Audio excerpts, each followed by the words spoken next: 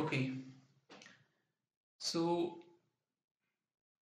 यहाँ पे मैं दिखाना चाहूँगा, मैं ये वीडियो इसलिए बना रहा हूँ कि मैं सुजीत सर से बात कर रहा था, उसमें ये मालूम हुआ कि शिक्षकगण इसको देख नहीं पा रहे हैं अच्छे से, क्या है चीज़ें।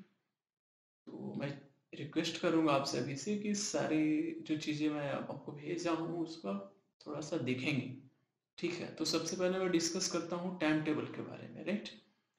जैसा कि वैदिकुलर में क्लास 10 तक क्लासेस चलते हैं, क्लास 1 से लेकर के 10 तक। इसमें अलग अलग तरह के सब्जेक्ट हैं, अलग अलग टीचर हैं। तो ये जो फॉर्मेट बनाया गया है टाइम टेबल का, वो काफ़ी अप्रोप्रिएट है। पिछली बार जो टाइम टेबल बन रहे थे उसमें मैं देखा था, मैं वहाँ पे था तो बहुत समस्या आ रहा था, अच्छा से हो नहीं पा रहा था वहाँ पे। तो यहाँ पे ये है आपका, जैसे मान लीजिए क्लास मंडे है, मंडे को क्लास देखना है तो मंडे हो गया। मंडे में first period, second period, third period, fourth period हो गए। उसके बाद हाँ, एक मिनट, या ये हो गया सबसे पहले हम मंडे। इसके बाद यहाँ देखिए ये क्लास हो गया, इधर क्लास 1 2 3 4 5 6 7 8 9 10। और इसमें ये हो गया first period, second period, third, and ये हो गया फोर्थ। फर्स्ट पीरियड में सब्जेक्ट कौन सा होगा, टीचर कौन पढ़ाएंगे, तो इसमें सब्जेक्ट फील होगा। मान लीजिए मैथ, तो मैथ मान लीजिए विजेंद्र सर थे, भी लिखा जाएगा भी फॉर विजेंद्र सर। फिर सेकंड पीरियड में मान लीजिए साइंस है, कौन पढ़ा रहे हैं, तो मान लीजिए सत्येंद्र सर, तो यहाँ पे एस लिख दिए। उनका अपना एक कोडिंग रहेगा कि एस मतलब सत्येंद्र सर। हाँ, ये चीज़ तो सभी जानते हैं। तो इस तरह से हम लोग सातों दिन का जो है कर सकते हैं। मंडे हो गया, Thursday, Tuesday, Wednesday, right, this all.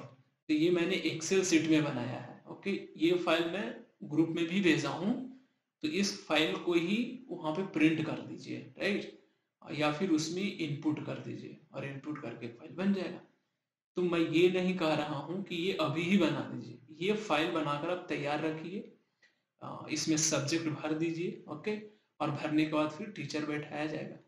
तो ये वाला आपको तैयार रखना है फॉर्मेट, और इस फॉर्मेट में ही हमको सिलेबस के अनुसार और टीचर सब्जेक्ट के अनुसार हमें टाइम टेबल बना देना है, ठीक है, ओके। अब मैं मूव करता हूँ नेक्स्ट चीज के लिए, जो है सिलेबस, जो कि इम्पोर्टेंट है।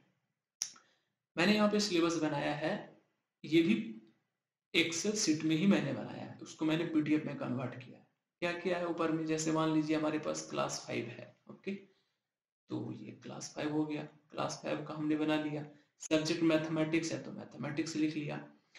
टॉपिक्स हैव टू कवर्ड, जो टॉपिक हमें कवर करना है इस क्लास 5 में वो क्या है, तो लेसन 1 2 3 4 5, इस तरह से जितने लेसन है हमने बना लिया कि 14 लेसन हैं, ठीक है। उसके बाद लेसन पहला क्या है, द फिश टेल। दूसरा shapes and angles, how many squares, parts and holes, does it look the same. तो ये हमने क्या किया है, चैप्टर का नाम लिखा है। हम सिलेबस ऐसा भी बना सकते हैं कि चैप्टर 1 के अंदर भी सब कंटेंट होते हैं, टॉपिक्स होते हैं, तो यहाँ पे हम टॉपिक्स भी मेंशन कर सकते हैं। जैसे मान के चलिए, अगर मैथ की मैं बात करूं तो मेंसुरेशन हम लोग पढ़ते हैं, ठीक है। तो मेंसुरेशन में बहुत सारी चीजें आती हैं, क्या क्या आती है, तो सर्कल आती है, ट्रायंगल आती है, रेक्टेंगल आते हैं, राइट। तो ये बहुत सारे शेप हैं, तो इन सबों को हम लोग अलग अलग पार्ट वाइज पढ़ते हैं। तो उसको भी यहाँ पे आप मेंशन कर सकते हैं, राइट, कि भाई हमें अगर ये पढ़ना है, मेंसुरेशन पढ़ना है, तो मेंसुरेशन में क्या क्या पढ़ना है, तो सिलेंडर पढ़ना है, ट्रायंगल पढ़ना है, स्क्वायर पढ़ने हैं, राइट।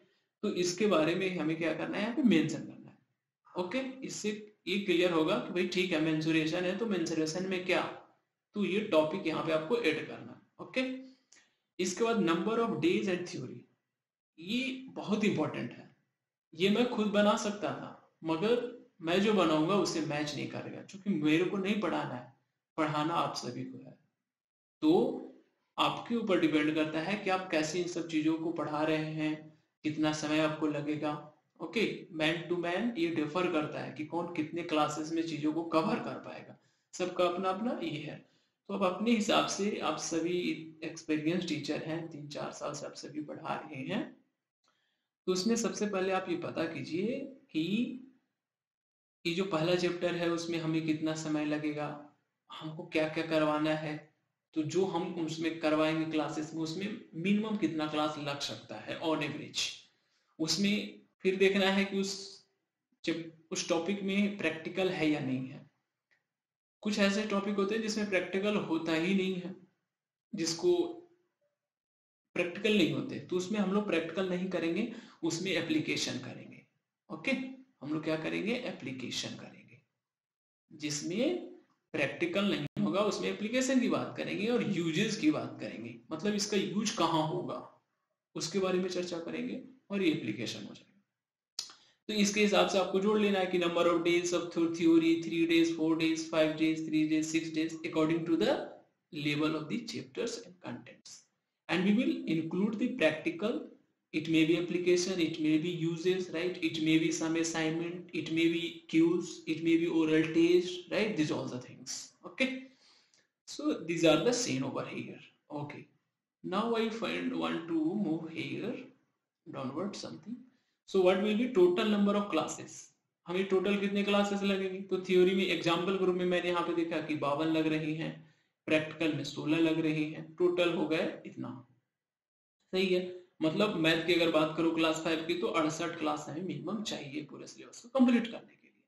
तो इसी तरीका से आप सबों से आग्रह है मेरा कि हर एक विषय का बनाए। और एक चीज मैं मतलब बी ऑनेस्ट, ईमानदारी पूर्वक मैं बोल रहा हूं कि ये सच में एक यूनिक काम है।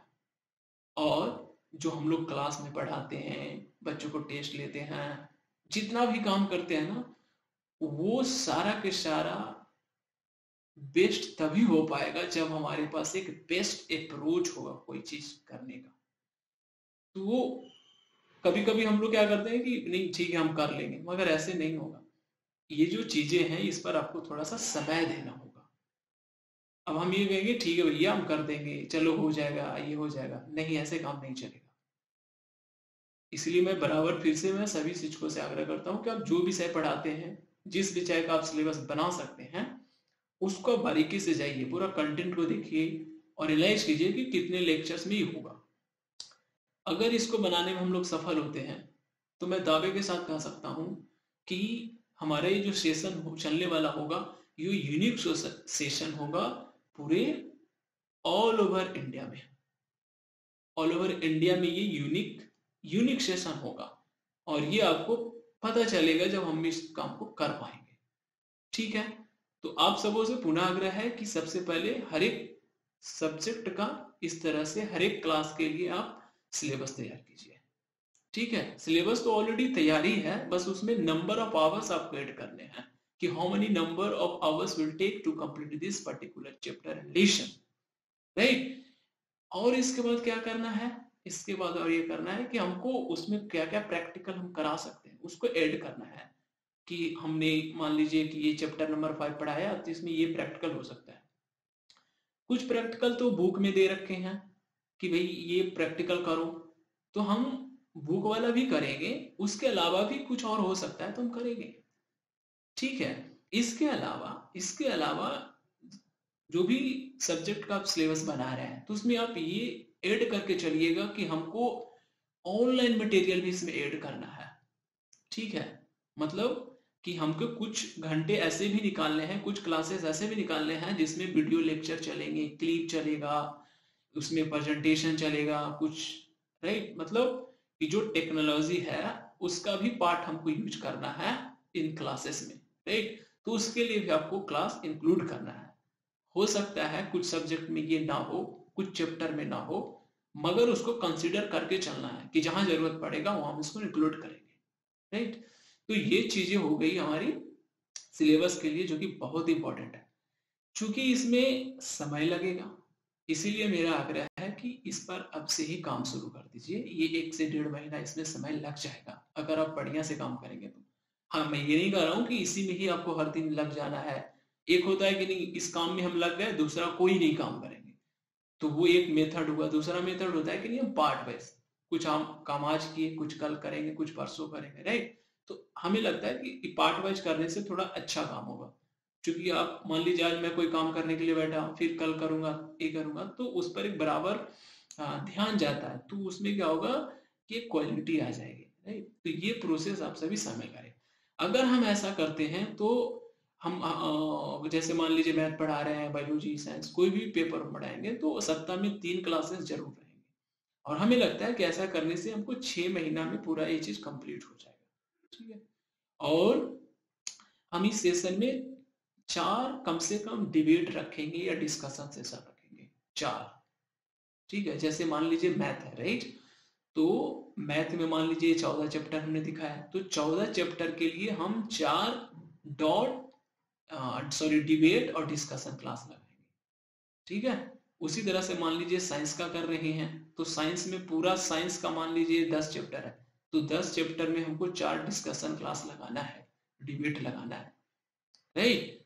मतलब मान लीजिए 3 चैप्टर हो गया तो एक डिस्कशन लगा दिए, फिर 3 चैप्टर हुआ तो फिर एक और डिस्कशन लगा दिया, डिबेट करवा दिए, राइट। इससे क्या होगा कि चीजें मतलब क्लैरिटी आएगी चैप्टर से रिलेटेड कि एक्चुअल में ये क्या है। ओके, ओके, सो ये पोर्शन मैं यहीं पे रोक रहा हूँ और इन सब चीजों को आपको ये करना है। यहाँ पे मैंने ये लिखा था general rule for an practical, right. तो प्रैक्टिकल के लिए हम कुछ नियम कानून हम लोग लगाएंगे, तो वो मैं बाद में करता हूँ, पहले ये सब चीजें निकल जाए फिर जनरल रूल हम लोग लगाएंगे कंटेंट के हिसाब से, राइट। इसके बाद देन आता है what I left at, think about that, yeah, that is the more important, okay, so ये जो पोर्शन है ये भी काफी महत्वपूर्ण है और हम लोगों के लिए एक चैलेंज है, और इस चैलेंज को पार करना है। इसमें ऐसा ये नहीं है कि चलो ये होगा नहीं होगा, नहीं, we have to do it, इसको करना ही करना है, इसके साथ कंप्रोमाइज नहीं करना है, ठीक है। क्या है वो चीजें, मैं चीजों को एक करके मैं बताता हूँ। यहाँ पे सबसे पहले मैंने हेडिंग यहाँ पे लगाया है, देखिए, पैथिकुलम एकेडमिक कैलेंडर फॉर सेशन 2022-23, ठीक है। इसमें ये जो है कंपलसरी हॉलीडेज, राइट, यहाँ पे आप देख रहे होंगे ये वाला पोर्शन, आप देखिए, let me change this all, ये वाला पोर्शन, नंबर ऑफ हॉलीडेज। तो ये सब जो छुट्टी है वो सेंट्रल छुट्टी है जो कि नेसेसरी है। जैसे मैं अभी सेंट्रल फंडिंग कॉलेज में पढ़ रहा हूँ यहाँ पे, तो यहाँ पे इसी तरह का छुट्टियां मिलती हैं, बहुत लिमिटेड छुट्टियां मिलती हैं। मगर हम लोग गांव में रहते हैं, अपना स्कूल गांव में है, तो वहाँ पे कुछ छुट्टियां आपको देना ही पड़ेगा, आपको मजबूरी है देना, क्योंकि आप नहीं देते हैं तो आपसे जो जुड़े हुए बच्चे हैं, गार्जियन हैं, राइट, वो अभी उस चिंतन पे नहीं है, तो कुछ छुट्टियां जो है उसमें हमको ऐड करना होगा और कुछ छुट्टियां रिमूव भी करना होगा। जैसे यहाँ पे ईद उल फितर है, गुड फ्राइडे है, राइट। उसी तरह से और भी मुस्लिम का बहुत सारे पर्व है, मुहर्रम है, राइट। इन सब चीजों में हमको छुट्टी नहीं देनी है, तो यहाँ से छुट्टी काट करके हम उसमें बढ़ा देंगे जिसमें इसमें इंक्लूडेड नहीं है ना। मतलब कि साल भर में कितनी छुट्टियां होनी चाहिए, कौन सा छुट्टी प्रेफरेबल है हमारे सोसाइटी के लिए, बच्चों के लिए, उस छुट्टी को हम लोग मेंशन करेंगे और उस छुट्टी में हम बच्चों को छुट्टी देंगे, बाकी कोई छुट्टी नहीं रहेगी। तो इसमें कौन सा छुट्टी एक्सक्लूड हो, कौन सा छुट्टी इंक्लूड हो, इस पर भी आप चर्चा संडे मीटिंग में कर लें, और करके इसको इसको आगे हम लोग बढ़ाएंगे। Okay, now move to the next, that is very important. हमारे मन में एक आइडिया है और एक विचार है जो मैं शेयर करना चाहता हूँ आप लोग से, और उस पर ही मैंने ये चीजें तैयार किया है। पहला ये कि हम लोग अप्रैल से सेशन शुरू करने वाले हैं, अप्रैल टू दिसंबर, अप्रैल टू दिसंबर। इस टाइम में क्या होगा, इस टाइम में हम थ्योरी करेंगे, इस टाइम में प्रैक्टिकल करेंगे, इस टाइम में हम पूरा एग्जाम भी कर लेंगे। मतलब सिलेबस ओवरऑल कंप्लीट हम कर लेंगे अप्रैल से लेकर के दिसंबर तक। अब सीधा से एक क्वेश्चन आएगा कि भाई ये जनवरी, फरवरी, मार्च, फिर ये क्या करेंगे हम। एक्चुअल तो हमारा सेशन मार्च तक चलता है, मगर हम तो दिसंबर में सारा काम निपटा दे रहे हैं, फिर जनवरी, फरवरी, मार्च क्या करें, राइट। तो उसके लिए एक हमारा एक मतलब एक चिंतन है, इस पर आप भी चिंतन करेंगे, और अगर ये अच्छा लगेगा या इसमें और कोई मॉडिफिकेशन होगा, then it can't be, it can be implemented in our academic calendar।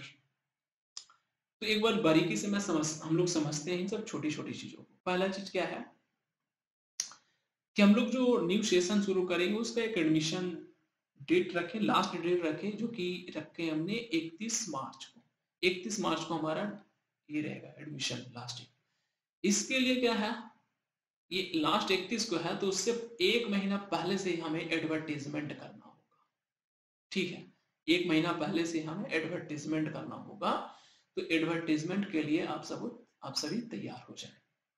ठीक है, ताकि गांव समाज में जो भी चाहते हैं कि हमारा बच्चा वैदिकुल में पढ़े या फिर आफ्टर सम मोटिवेशन वो उसको लगेगा कि हाँ ये करे, तो ये हो सकता है कि वो मूव करे वैदिकुलम एडमिशन के लिए। तो उनको एक बाउंड्री देना है कि भाई 31 मार्च तक हम आपको एडमिशन लेंगे, उसके बाद एडमिशन नहीं लेंगे।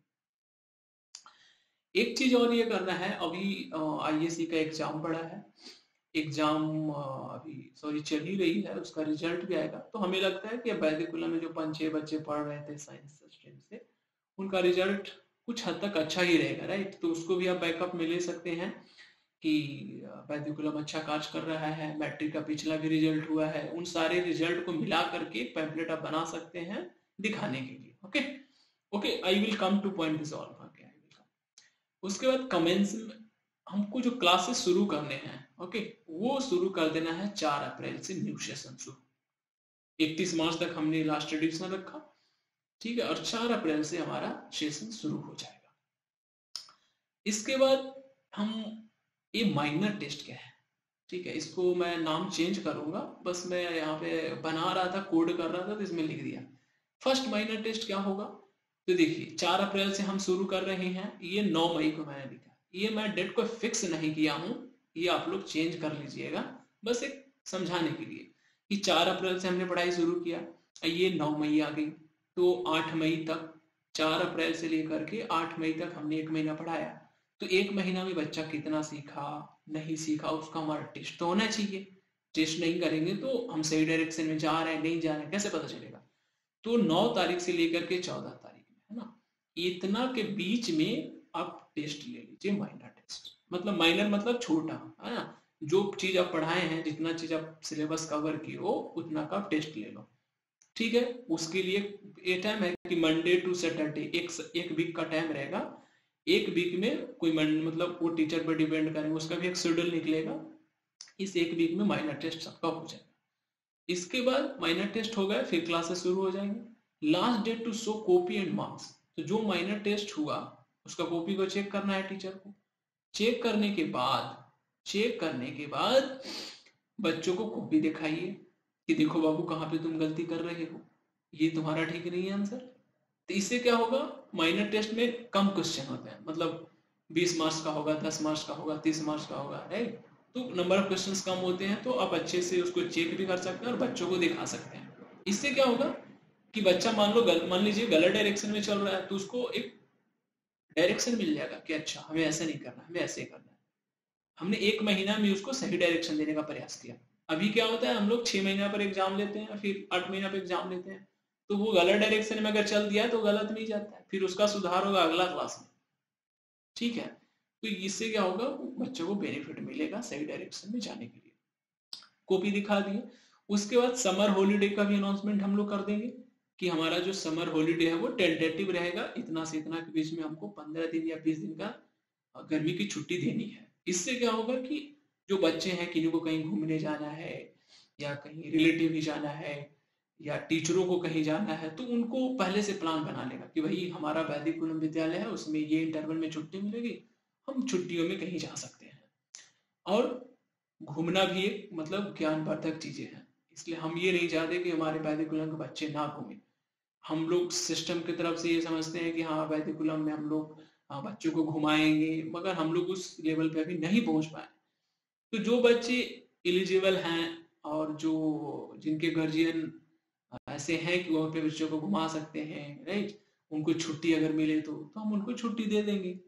जो टीचर है उनको भी घूमना होता है, कहीं जाना होता है, घूमना मतलब वो भी सीखते हैं कहीं जाकर। तो हॉलीडे ये एक टाइम फ्रेम बनेगा। हाँ ये हो सकता है कि उस हॉलीडे में हम लोग कुछ स्पेशल क्लासेस चला सकते हैं स्पेशल बच्चों के लिए, जैसे मिलिट्री की तैयारी है, वहाँ पे नवोदय की तैयारी है, स्पोकन की तैयारी है, राइट। तो इन सब चीजों का हम स्पोकन क्लास से लेकर के कुछ कंप्यूटर क्लास, स्पोकन क्लास, कुछ एडवांस मैथमेटिक्स क्लास, कुछ एक्सपेरिमेंटल साइंस क्लास, राइट, कुछ इस तरह का, या कुछ गाने बजाने का क्लासेस, कुछ एक्स्ट्रा क्लासेस हम कर सकते हैं वैसे बच्चों के लिए जो इंटरेस्टेड हैं, ठीक है, मगर स्कूल बंद रहेगी। ओके, उसके बाद सेकंड माइनर टेस्ट भी हम लोग लेंगे। सेकंड माइनर टेस्ट कब होगी, तो मान के चलिए अगर हॉलीडे देते हैं समर का, तो 20 से 25 दिन या 15 दिन इस तरह का चलेगा, ज्यादा लंबा छुट्टी तो देना भी नहीं है। तो सेकंड माइनर टेस्ट फिर हम बीच में फिर पढ़ाई शुरू हो जाएगी, है ना, जून में पूरी पढ़ाई होगी, तो फिर जुलाई में एक टेस्ट ले लेंगे, छोटा सा टेस्ट ले लेंगे। उससे पता चलेगा कि हाँ चलो बच्चा, फिर उसको लाइनअप में ले आना है। मान लीजिए बच्चा नहीं पढ़ रहा है तो एग्जाम आता है तो पढ़ने लगता है, थोड़ा थोड़ा सीखता है वो, तो फिर से हम मतलब सेकंड माइनर टेस्ट ले लेंगे। क्या है, सेकंड माइनर टेस्ट। उसके बाद सेकंड जब माइनर टेस्ट ले लिए, तो फिर हमें क्या करना है, उसकी कॉपी चेक करनी है, उसको दिखाना है कि बाबू देखो तुम्हारे इतना मार्क्स आए हैं। मतलब मेन हमारा मोटो रहेगा कि तुम यहाँ गलती की हो, हाँ ये वाला पोर्शन तुम सही बनाए हो, यहाँ पे गलत की हो। मोटो मार्क्स का नहीं है मेरा, मोटो क्या है, उसके माध्यम से सिखाना है बच्चों को कि सही आंसर हम कैसे करते हैं, राइट। उसके बाद थर्ड माइनर टेस्ट भी लेंगे, मतलब 3 एग्जाम छोटा छोटा हमको लेना है। वो कब लेंगे, जैसे देखिए पहला कब हो गया हमारा, मई में हो गया। मई के बाद फिर यहाँ देखिए जुलाई में हो गया। जुलाई के बाद देख लीजिए सितंबर, अगस्त, सितंबर, अक्टूबर में हो गया, नहीं सॉरी 26 टू दिसंबर, हाँ सितंबर में हो गया। सितंबर में हो गया थर्ड माइनर टेस्ट, राइट। कब कब हो गए, एक हो गया आपको मई में हो गया, इसके बाद जुलाई में हो गया, और फिर एक सितंबर में हो गया लास्ट में, ठीक है। थर्ड माइनर ले लिया। Last day to show copy, फिर उसी तरह से थर्ड माइनर में भी आपको कॉपी चेक करना है, उसको बताना है। उसके बाद फाइनल एग्जाम हम लेंगे 19 दिसंबर से लेकर के 24 दिसंबर तक, मतलब दिसंबर के आखिरी में 19 से 24 हमने उसको ले लिया फाइनल एग्जाम। फाइनल एग्जाम मतलब कि पूरा सिलेबस प्रैक्टिकल सब कंप्लीट हो गया है, 19 से 24 हम एग्जाम ले लेंगे, उसी में प्रैक्टिकल एग्जाम को भी ऐड करेंगे, जो भी चीजें हैं उसमें ऐड कर दिया जाएगा। उसके बाद हम लोग विंटर ब्रेक देंगे बच्चों को। हाँ ये भी थोड़ा देखा जा सकता है कि इस साल कुछ और रहा, मतलब 2021 में कुछ और था, 2022 में क्या क्लाइमेट चेंजेस रहेंगे, उस तरह में कब क्या कितना ठंड रहेगा, उसके हिसाब से समय को जो दिनांक है 25 से 9 करके वो हो सकता है अर्ली हो जाए या लेट हो जाए, वो सिचुएशन के हिसाब से देखा जा सकता है। तो विंटर वैकेशन हम लोग देंगे 25 से लेकर के 15, मतलब 20 दिन का हम विंटर वैकेशन उसको देंगे, ठंड में भी। ये फाइनल एग्जाम तुम दे लिया, चलो तुम 15-20 दिन जाके आराम करो, ठीक है। क्योंकि उसका पूरा मेंटल यहाँ पे काम हुआ है। यहाँ देख लीजिए आप, समर वैकेशन हम उसको दिए थे 15 दिन का, और मतलब मई में, फिर जून जुलाई अगस्त सितंबर अक्टूबर नवंबर दिसंबर, है ना, इतने महीना लगातार उससे हम काम करवा रहे हैं। तो उसके बाद उनको हम 15 से 20 दिन छुट्टी दे देंगे, बच्चों को भी और शिक्षकों को भी, है ना, कि अपना 15 दिन का छुट्टी है, विंटर ब्रेक है। ओके, विंटर ब्रेक ओवर हो जाएगा 14 जनवरी को। Sorry I have taken mistake, यहाँ पे मैंने मिस्टेक किया है, ये यहाँ पे 2023 होगा, राइट, यहाँ पे 2023 होगा, 15 जनवरी 2023, right, I have typed wrongly, okay. तो यहाँ पे 15 जनवरी, let me correct this one first, okay, इसको मैं सुधार ही देता हूँ पहले, ओके।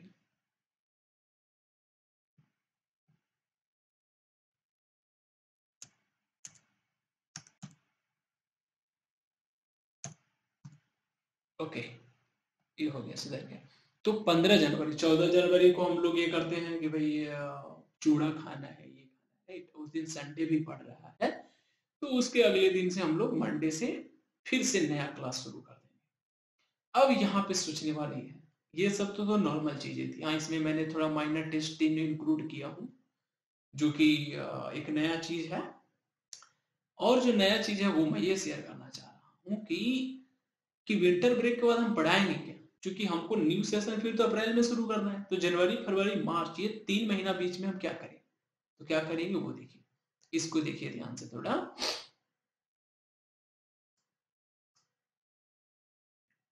या ये देखिए, commencement of classes of competition such as spoken in English, a special mathematics, आध्यात्मिक book, cultural events, mostly focus on learning by oral, मतलब ओरली इन चीजों को हम लोग करने का प्रयास करेंगे।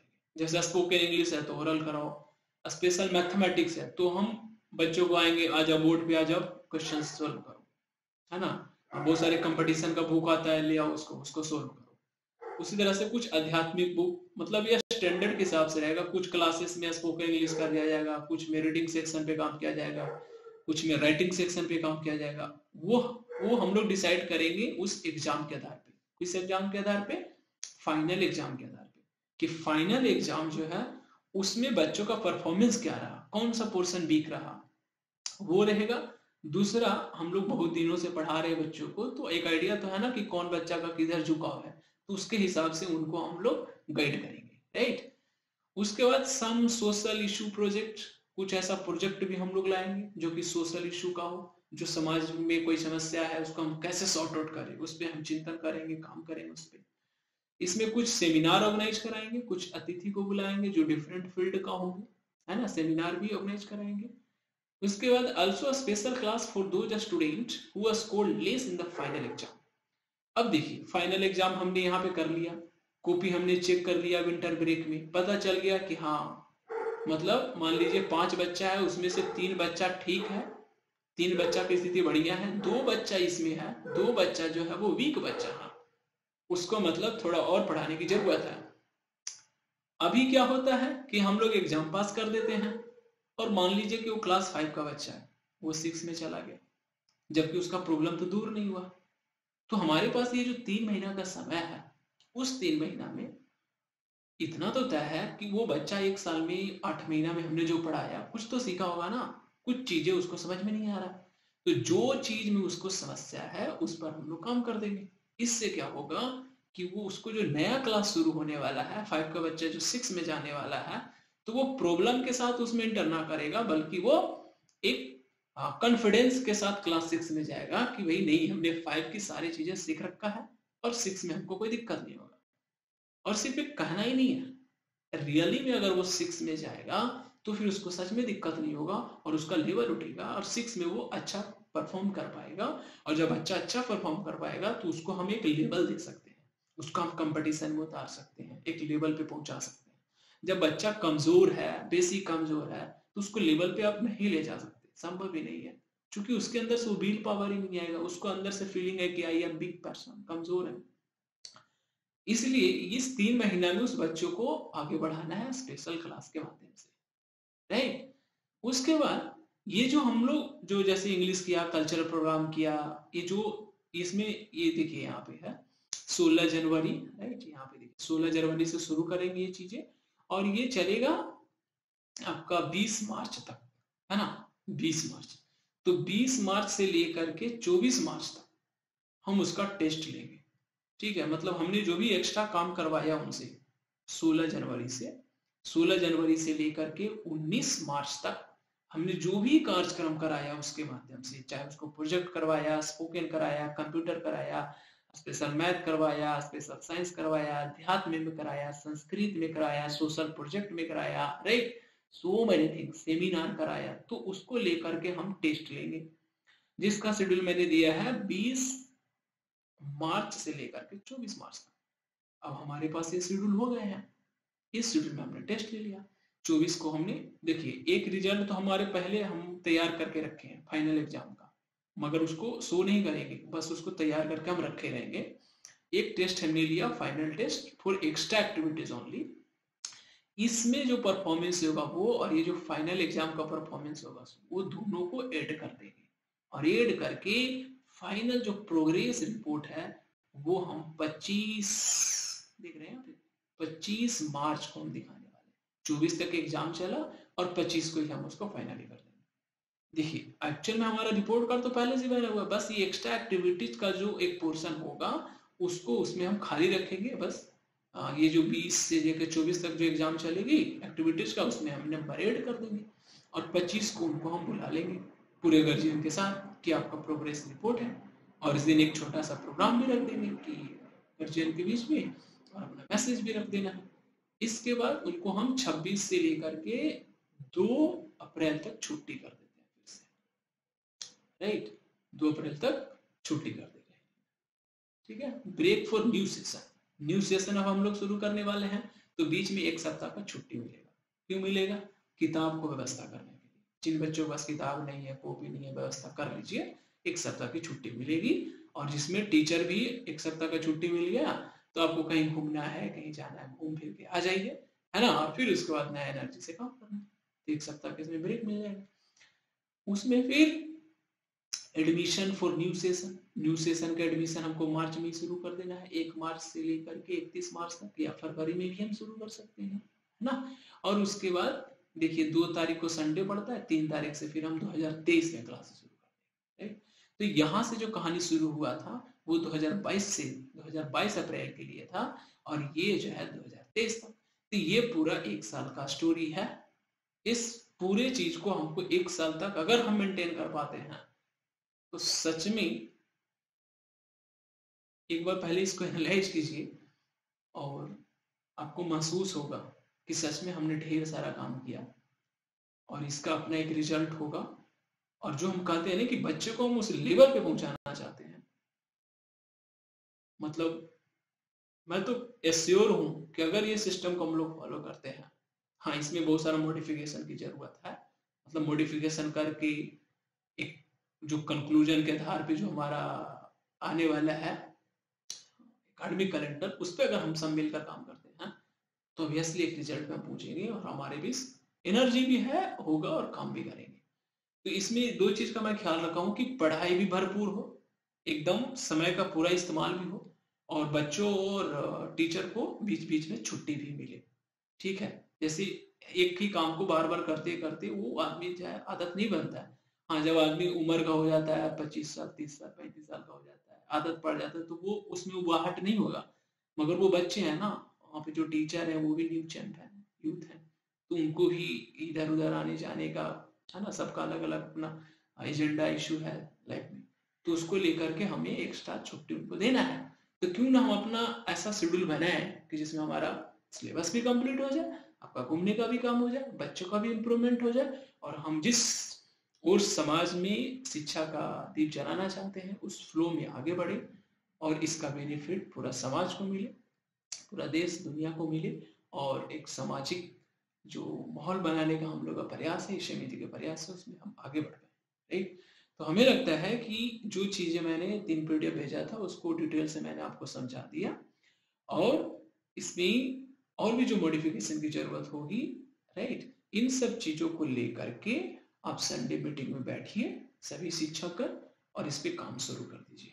अगर आप सच में चाहते हैं कि वैदिकुलम इंस्टीट्यूट जो है आगे बढ़े तब, और अगर सिर्फ फॉर्मेलिटी के लिए यहाँ पे वैदिकुलम में बस आप ये कर रहे हैं, तो फिर हमें लगता है कि ये जीवन का हम समय बर्बाद कर रहे हैं। क्योंकि हम जो करें वो उसका एक लक्ष्य और मिशन होना चाहिए। ठीक है, और एक स्पेशल आग्रह होगा शिक्षकगण से कि हम लोग जिस फिराक में अपना जीवन बिता रहे हैं कि हमें एक छोटा मोटा जॉब मिल जाए, हमारा लाइफ सेट हो जाएगा, तो नहीं, आप अपना चिंतन को बड़ा कीजिए। ये छोटे चीजों से बड़ा चीज हासिल नहीं हो सकता। ठीक है, इसलिए अगर हम ये सिस्टम को खड़ा कर लेते हैं, तो हमारा लाइफ इसी में सेटल हो जाएगा, कहीं जाने की जरूरत नहीं होगी, और हम बहुत लोगों को जॉब भी दे पाएंगे।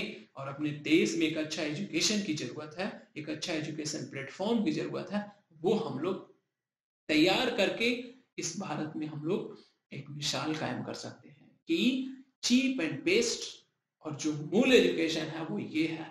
आप इससे भटकाए हैं बच्चों को, इसीलिए आज बेरोजगारों की संख्या बढ़ गई। इसलिए आप अपने मन को इधर उधर ना भटका करके, हम लोग जो नया नया व्यू ला रहे हैं, आइडिया ला रहे हैं, उस पर थोड़ा सा भी काम करें, और काम करके इसको बढ़ाने का प्रयास करें। और मैं अपने तरफ से पूरा प्रयास में लगा हूं कि कैसे वैदिकुलम को हम ऊपर उठे। एक स्पेशल रिक्वेस्ट सभी शिक्षकों से ये है कि अभी टेक्नोलॉजी के युग में आपको टेक्निकली मजबूत होना ही होगा। अगर हमको चाइना से जीतना है, तो लाठी डंडा से आप नहीं जीत पाएंगे, आपको टेक्नोलॉजी से मजबूत बनना ही पड़ेगा। इसलिए आप सबों से आग्रह है कि आप सबों के पास मोबाइल है, वैदिकुलम में डेस्कटॉप है, लैपटॉप है, तो उसके माध्यम से जितना टेक्निकली अप टू डेट आप बन सकते हैं आप बनिए। क्योंकि आने वाला समय में अगर आप सिर्फ इसी तरह के टीचर बने रहें तो आने वाला समय में आपसे कोई पढ़ेगा भी नहीं, क्योंकि जो टेक्नोलॉजी में पीछे टीचर छूट जाएंगे, तो और जो नए बच्चे आ रहे हैं, जो नए टीचर बनेंगे, तो वो टेक्नोलॉजी सीखा हुआ रहेगा, तो उसको टीचर प्रेफर, मतलब वैसे टीचरों को लोग प्रेफर करेंगे। आप पिछड़ जाएंगे, हम लोग पिछड़ जाएंगे उसमें। इसलिए टेक्नोलॉजी का जो नया नया दुनिया आ रही है उसमें भी हमको अपडेट रहना है। इसलिए वहां पे जो टीवी लगी है उस पर अब कौन सा चीज वहां से निकाल सकते हैं, थिंक ओवर दैट, इस पर सोचिए। गूगल से हम क्या निकाल सकते हैं अपने बच्चों के लिए, क्या दिखा सकते हैं, तो इसको लेकर चलना है, इंक्लूड करके।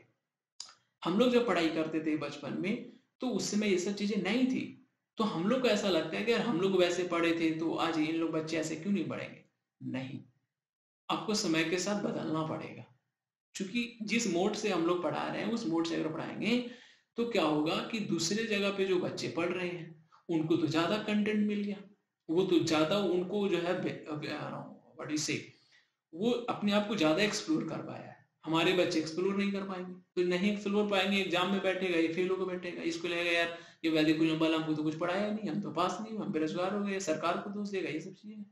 यही समस्या और आज बेरोजगारी के सामने, जो टेक्निकली मजबूत है आज के डेट में उसको बेरोजगार नहीं है, उसके पास रोजगार है, मगर वो जो टेक्निकली नहीं है उनके पास समस्या है। इसलिए आप सबों से पुनः आग्रह है कि टेक्नोलॉजी को आप अडॉप्ट करें। मैं ये नहीं कह रहा हूं कि टेक्नोलॉजी ही सब कुछ है, ऐसा नहीं है, बट हमको उसको इस्तेमाल करके उसमें जो बेनिफिट है उसको लेना है, हम उसके चलते पिछड़ न जाए, इस बात को ध्यान रखना। पिछड़ने इन द सेंस ऑफ मेरा ये नहीं है कि हमको बहुत आगे निकल जाना है, अंबानी बन जाना है, ऐसा कुछ नहीं। पिछड़ने का मतलब ये हम ये कर रहे हैं कि हम अपने देश को मजबूत बनाना है। अगर हम टेक्निकली मजबूत नहीं बनेंगे तो हमारा देश पिछड़ जाएगा, पिछड़ जाएगा मतलब कमजोर देश बनेगा, और कमजोर देश बनेगा तो फिर से गुलाम हो सकता है। अभी देखिए साइबर सिक्योरिटी वाला चल रहा है, पूरा डाटा ही हैक कर लेता है दूसरे देश वाले, जहाज जा रहा है उसको हैक करके लेके चला जाता है। क्यों चला जाता है? इसलिए चला जाता है कि हम टेक्निकली मजबूत नहीं है। जब हम टेक्निकली मजबूत होंगे तो क्या होगा, इन सब चीजों से हमारा देश, कोई भी देश जो है हमको नुकसान नहीं पहुंचाएगा, मजबूत स्थिति में खड़ा होंगे, और हम एक दिन डॉलर को भी पीछे करेंगे, हमारा रुपया डॉलर को भी पीछे करेगा। तो इस चिंतन के साथ हमें काम करना है और आगे बढ़ाना है। वीडियो लंबा हो रहा है तो यहीं पे इसको मैं अंत करता हूँ, और अभी बज रहे हैं रात के 12, तो अब सोने का भी टाइम हो गया है, राइट। तो डेट्स ऑल, थैंक यू सभी को, पुनः नमस्ते, धन्यवाद।